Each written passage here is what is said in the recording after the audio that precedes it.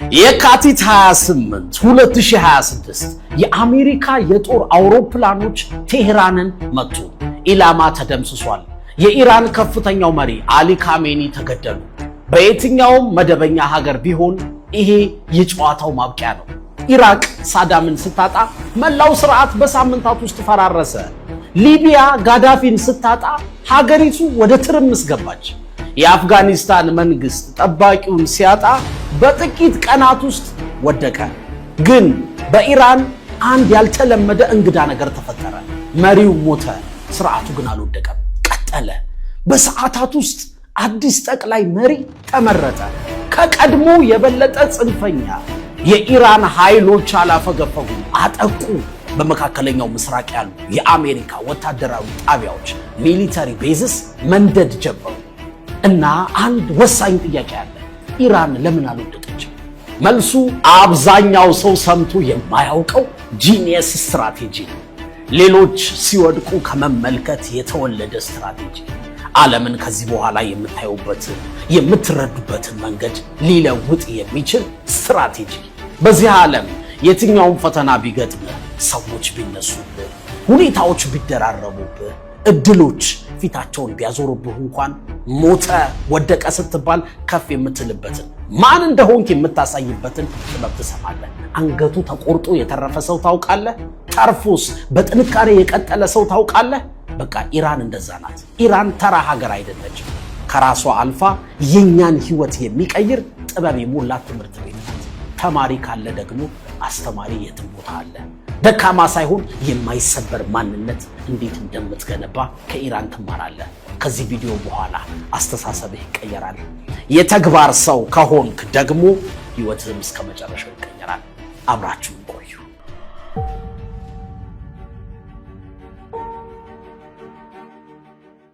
ያለፉትን 20 ዓመታት ወደ ኋላ ካየን አሜሪካ ጠላቶቿን እንዳይነሱ አድርጋ ነው የምትጨፈልቃቸው።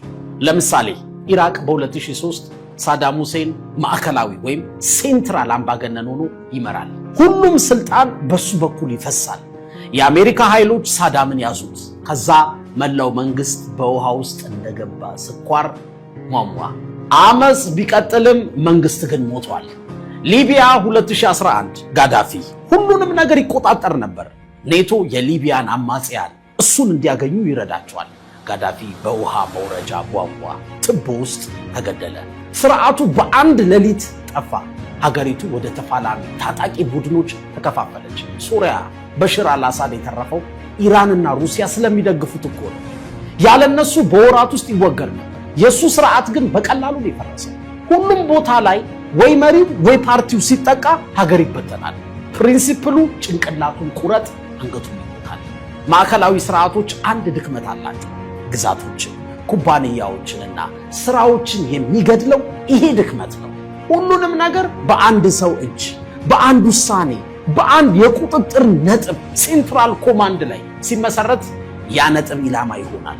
ኢራን ይህንን ስርዓት ለአስርተ ዓመታት ተመለከተች። በጥንቃቄ የአሜሪካንን ወረራዎች አጠናች።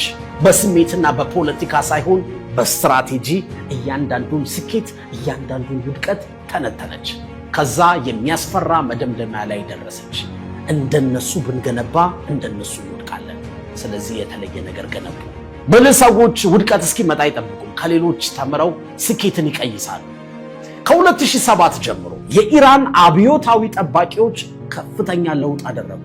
አዲሱ አዛዥ ሞሐመድ አሊ ጃፋሪ አንድ ቀላል ትዕዛዝ ነበራቸው።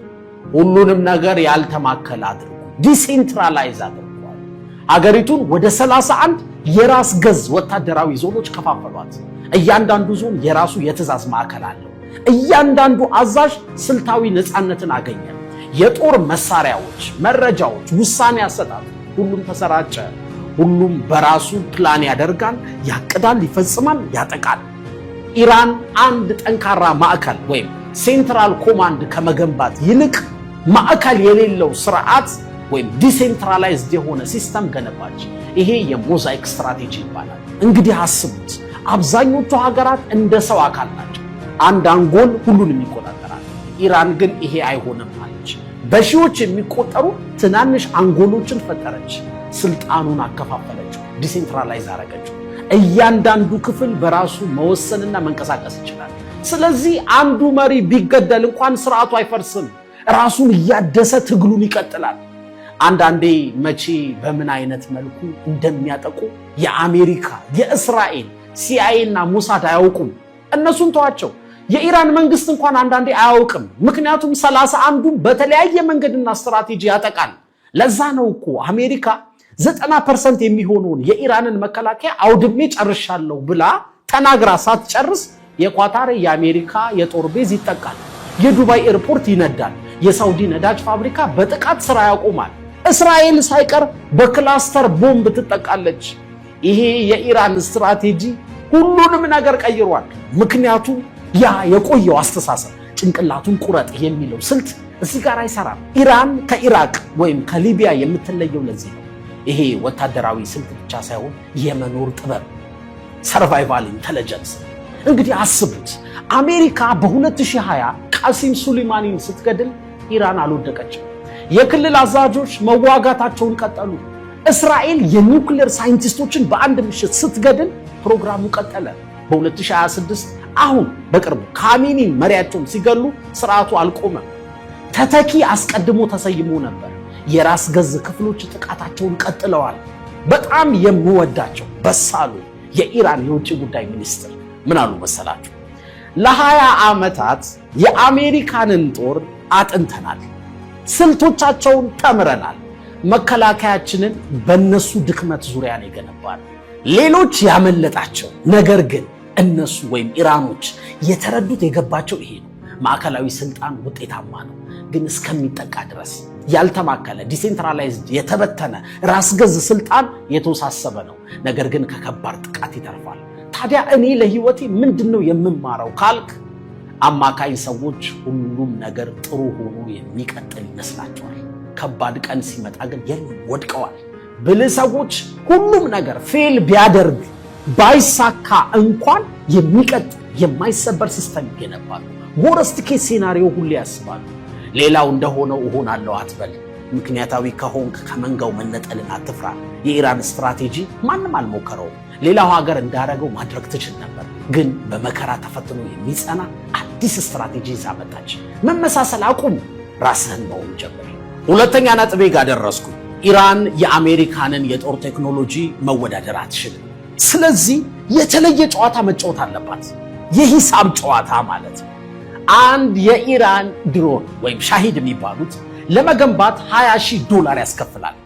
እሱን ለመምታት የአሜሪካ ኃይሎች እያንዳንዳቸው ከ100,000 እስከ 4 ሚሊዮን ድረስ የሚያወጡ ኢንተርሰፕተሮችን መተኮስ አለባቸው። ሂሳቡን ስሩት። አንድ ድሮን $20,000 ብቻ ያወጣል። አንድ ኢንተርሴፕተር እሱን መከላከያ $4 ሚሊዮን ያወጣል። ተከላካዩ 100% ጥቃቱን ቢመልስ እንኳን የኢኮኖሚውን ጦርነት ይሸነፋል።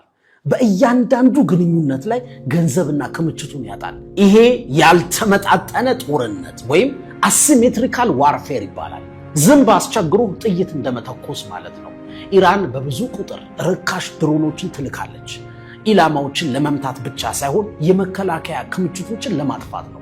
የአሜሪካ መከላከያ ውድ ጥይቶች ሲያልቁ ያኔ ነው እውነተኛ የኢራን ሚሳኤሎች የሚመጡት።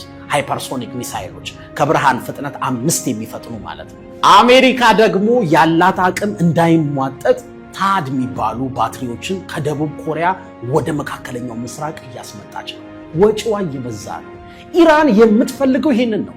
አሲሜትሪክ ዋርፌር ያልኳችሁ ማለት ነው። አቅሙ በጣም ፈርጣማ የሆነና ደካማ የሆነ ሀገር ሲጋጠም ደካማው ጠንካራውን በትዕግስትና በረጅም ጊዜ ጽናት ያዳክመዋል፣ ያሸንፈዋል። ታዲያ እኔ ከዚህ ምን እማራለሁ ካላችሁ፣ አብዛኞቹ ሰዎች እያንዳንዱ ውጊያ በሙሉ ኃይል ይዋጋሉ። እጅግ ውድ የሆነ ጥይትህን፣ የአይምሮ ሰላምህን፣ ትኩረትህን፣ ኢነርጂህን፣ ጊዜህን ምንም ለማይጨምሩልህ ጉዳዮች አታባክን። አስበው፣ ባለ $1,000,000 ሚሳኤሎችህን በ$20 ድሮኖች ላይ መተኮስ ሞኝነት ነው። ለሁሉም ሰው አስተያየት ቦታ አትስጥ። መልስ መስጠት መጨነቅ የለብህም። ማንን ማዳመጥ፣ ማንን ንቀህ መተው፣ ችላ ማለት እንዳለብህ ማወቅ ትልቅ ጥበብ ነው። ሶስተኛ፣ ጦርነት ስለ መሳሪያ ብቻ አይደለም፣ ስለ ሀብት፣ ኢኮኖሚክስም ጭምር ነው። በዘመናዊው ዓለም ደግሞ ትልቁ ሀብት ነዳጅ ነው። ብዙ ሰው የማይረዳው እውነት አለ። የዓለም ነዳጅ ከፍተኛ ድርሻው ወይም 20% የሚያልፈው በአንዲት ጠባብ መተላለፊያ በኩል ነው። የሆርሙዝ ባህረ ሰላጤ ትባላለች ወይም ስትሬት ኦፍ ሆርሙዝ። ይሄ በምድር ላይ ካሉ ቁልፍ ስፍራዎች አንዱ ቦታ ሲሆን ኢራን ደግሞ አጠገቡ ቁጭ ብላለች። አጠገቧ ነው ያለው። 20% የሚሆነው የዓለም ነዳጅ በዛ በኩል ያልፋል፣ ይፈሳል። ይሄ አንድ ጠባብ የውሃ መስመር ነው አስቡት። ወይም ወደ 34 ኪሎ ሜትር ብቻ ስፋት ያለው ነው። የዓለም ኢኮኖሚ ግን የደም ስሩን የያዘ ነው።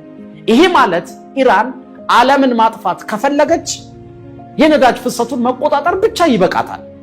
ያ መተላለፊያ ከተዘጋ የነዳጅ ዋጋ መጨመር ብቻ ሳይሆን ይፈነዳል። ኢኮኖሚዎች መዳከም ብቻ ሳይሆን ቀጥ ይላል። እና ማንም የማያወራው ክፍል ደግሞ አሁን የምነግራችሁ ቻይና የኢራን ነዳጅ ዋነኛ ገዢ ናት። ማዕቀብ ቢኖርም ጫና ቢበዛም መግዛቷን አታቆም። ለምን? ምክንያቱም ሁለቱም ተጠቃሚ ናቸው።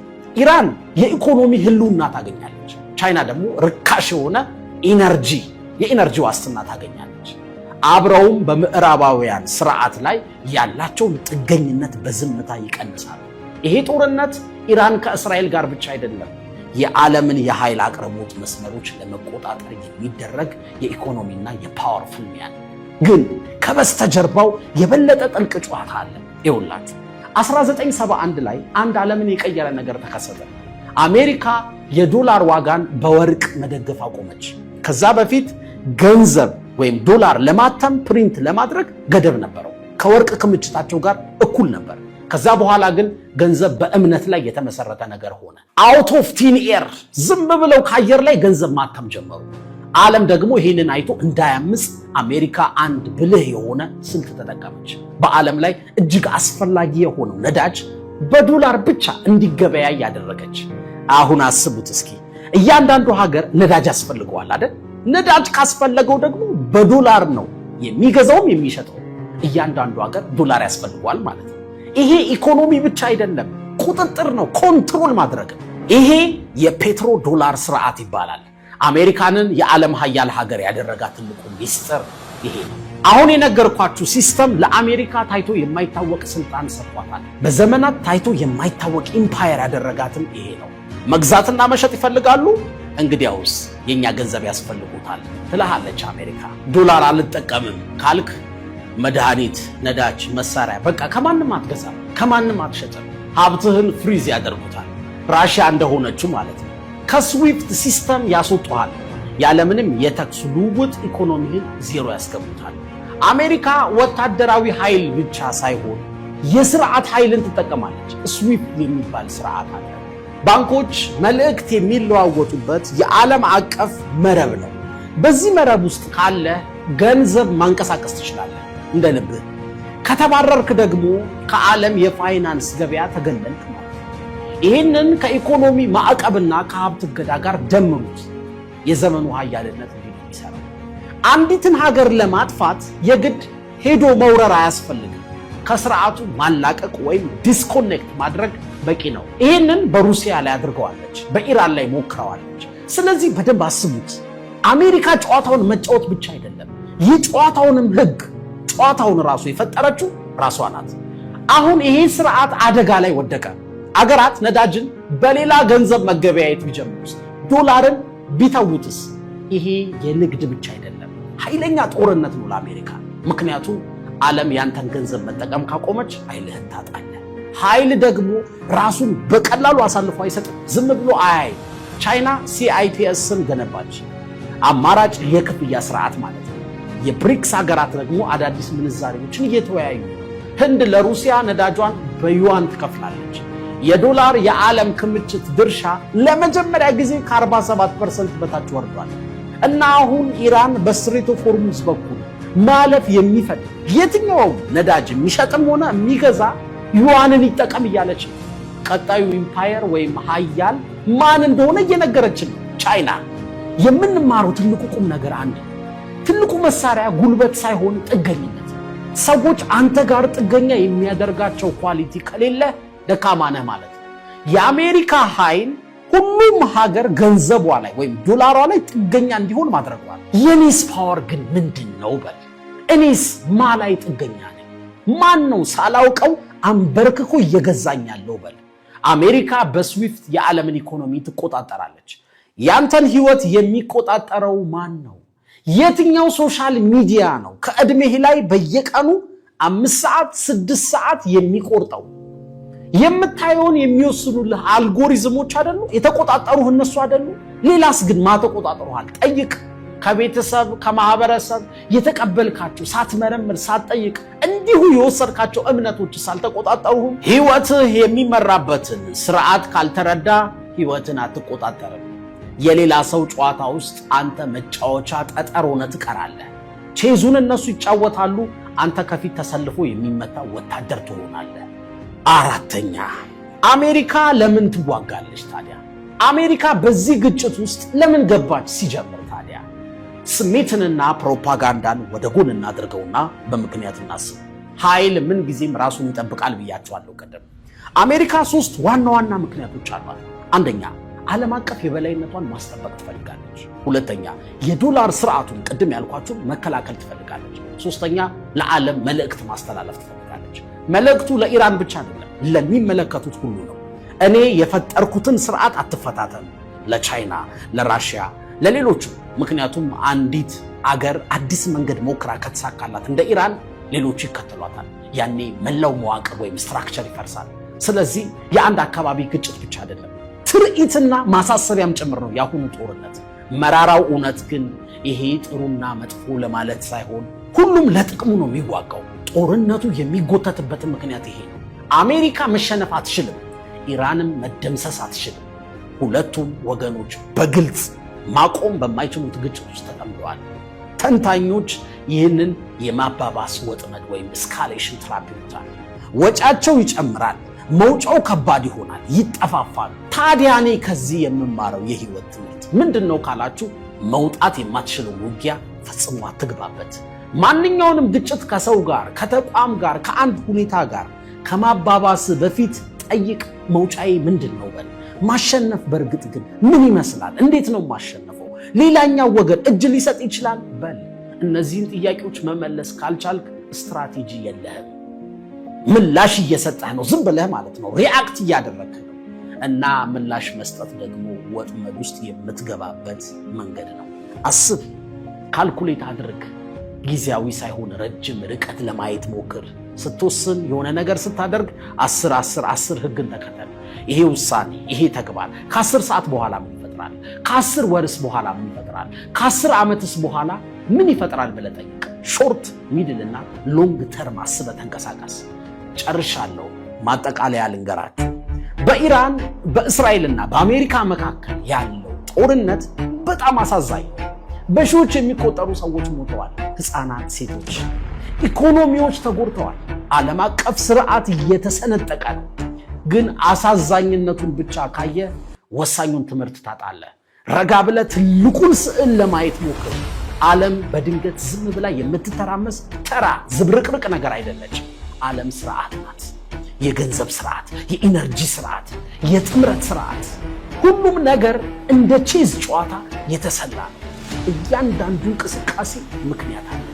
አብዛኛው ሰው ግን የሚያየው ከላይ ነው። ሰርፌስ ሌቭል ፍንዳታውን፣ ዜናውን፣ ስሜቱን ነው የሚያየው። መዋቅሩን ወይም ስትራክቸሩን፣ ሲስተሙን ግን አያስተውሉት። ውጤቱን የሚወስነው ግን ያ የማናየው መዋቅር ነው፣ ከጀርባ ያለው ነገር ነው። ቁም ነገሩ እዚህ ጋር ነው። የምታየው ነገር እውነታውን የሚቆጣጠረው ነገር አይደለም። በስሜት አታስብ፣ በስትራቴጂ እንጂ። መረጃን ዝም ብለህ አትቀበል፣ ተንትነው። ወሬዎችን ብቻ አትከተል፣ ጥቅማቸውን መርምር። ውድቀት እስኪመጣ ደግሞ አትጠብቅ፣ የወደቁትን አጥና። ከሁሉ በላይ ደግሞ ስርዓቶችን፣ ሲስተሙ እንዴት እንደሚሰራ ተረዳ። ምክንያቱም ስርዓቱን፣ ሲስተሙን የሚረዱ ሰዎች ነገን የወደፊቱን ይቀርጻሉ። የማይረዱት ግን በሌሎች ውሳኔ ውስጥ ይኖራሉ። ምንም ነገር ውስጥ ከመግባትህ በፊት መውጫህን እወቅ። የሆነ ነገር ስትጀምር ማቆምስ እችላለሁ በል። ያለበለዚያ ባሪያ ለመሆን ራስህን አዘጋጅ። መጠጥ ስትጀምረው አንተ ታዛለህ። ሲቆይ ግን እሱ ያዛሃል። መጠጥ ብቻ አይደለም፣ አንተን ለመቆጣጠር የማይፈልግ የለም እኮ። ሚዲያው፣ መዝናኛው፣ ፖለቲካው ሁሉም እንደ ባሪያ ሊገዙህ ይፈልጋሉ። ከትልቁ ዓላማ ሊለዩ፣ ዲስትራክት ሊያደርጉ፣ ትኩረትህን ሊከፋፍሉ ይፈልጋሉ። የዚህ ዓለም ወጥመዶች በሙሉ ትንሽ እንኳን ዞር አድርገው ለማያስቡ ሰዎች የተዘጋጁ ናቸው። አንተ ከነሱ መሃል መሆን የለብህም። ሰንዙ ከ2500 ዓመታት በፊት እንደዚህ ሲል ጽፏል። ጥላትህን ካወቅና ራስህን ካወቅ የመቶ ውጊያ ውጤትን መፍራት የለብህም ይላል። አብዛኞቹ ሰዎች ራሳቸውን አያውቁም። የውድቀት ነጥባቸውን አያውቁም። የትኛው ስርዓት እንደሚቆጣጠራቸው አያውቁም። የትኞቹ ውጊያዎች ችላ ማለት እንዳለባቸው አያውቁም። ግን አሁን ይህንን ታውቃለህ። ስልጣንን ለመረዳት ስልጣን አያስፈልግህም። በጥልቀት ብቻ አስብ፣ በብልሃት ተዘጋጅ፣ የማይሰበር ሁን። ስለዚህ ይሄ ጦርነት ብቻ አይደለም፣ ትምህርት ነው። ስለ ኃይል፣ ስለ ስልትና ስለ ዓለም እውነታ የምንማርበት። ዓለምን መቆጣጠር ባትችል እንኳን መረዳት ግን አለብህ። ምክንያቱም አንዴ ከተረዳህ በኋላ ተመልካች መሆን ታቆማለህ። ጨዋታውን መረዳት፣ ከዛ ራስህ ጨዋታውን መጫወት፣ ከዛ ማሸነፍ ትጀምራለህ። አሁን ጥያቄው በጥልቀት ለማሰብ ዝግጁ ነህ ወይ? ምክንያቱም ዓለም አንተ እንደምታስባት አይደለችም። ይሄ አመለካከት በአንተ ውስጥ የሆነ ነገር ከቀየረ አሁን ህይወትህን ወይም ዓለምን በተለየ መንገድ ካየህ ይህንን ቪዲዮ ማየት ለሚያስፈልገው ሰው ላከለት። እስከ መጨረሻው ስለቆያችሁ፣ ስላደመጣችሁ፣ ስለተከታተላችሁ በጣም አድርጌ አመሰግናለሁ።